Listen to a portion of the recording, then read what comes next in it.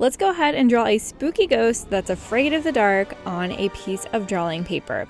Notice my examples here are nice and big and they fill pretty much the entire paper. We're going to start with a pencil and we're going to use first let's write our name on the back and our class code. And then we're going to use our hand that we're not drawing with to kind of plan out how big our ghost is going to be on the page.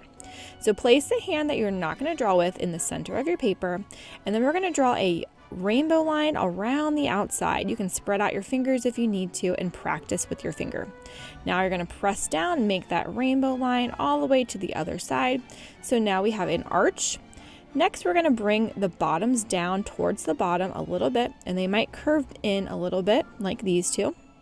Next, we're going to decide what kind of bottom our ghost is going to have. Is it going to have a wavy line like this, or is yours going to be more like a scalloped edge like in my other example? Now we've got the shape of our ghost body, and we're going to go ahead and draw two eyes. I'm going to make it right in the middle. I'm going to make two circular shapes, and you can also add pupils if you would like. This part is really up to you. Is your ghost going to have a highlight in its eye? Is it going to have eyelashes? That part, like I said, is up to you. And then when you're ready, you can go over it with your Sharpie so that you can see it a little bit better, and you can color in the black pupil. I think I'm going to go ahead and color in this big pupil here on both sides. And then when you're ready, let's add some eyebrows. Eyebrows really add personality to your ghost. They make them show emotion. So if your eyebrows are up high, they might show that they're surprised. If they're pointed down, they might be showing that your ghost is angry. And when you're ready, let's add a smile to show that emotion even more. So if your ghost is angry or surprised, it might have a different smile. I'm just going to do a U shape. Then let's go ahead and add some more U shapes for arms that are showing on the sides of our ghost.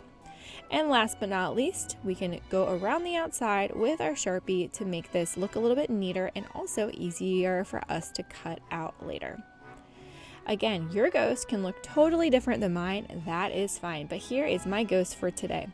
After you go over your lines with Sharpie, a good artist practice is to erase the lines you no longer need with your pencil. You might have even changed things as you went over it with Sharpie, and then you definitely don't need those anymore. So erase as many of those pencil marks as you can. Take your time.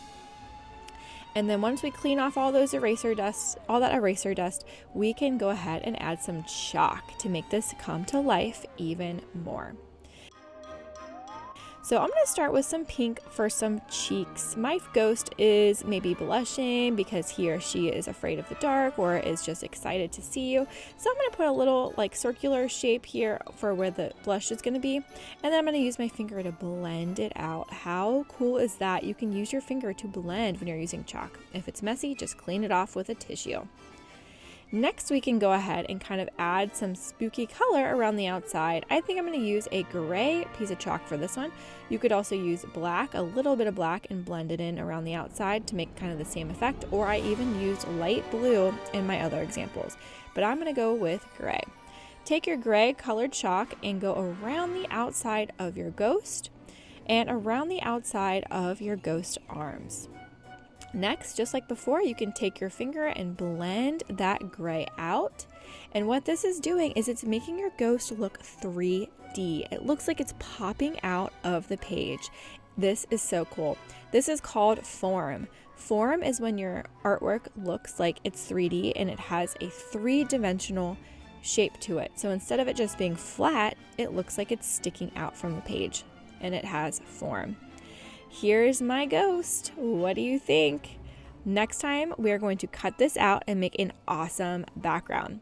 I hope you had fun making a spooky ghost that's maybe afraid of the dark, and I will see you next time. Love, your cozy art teacher.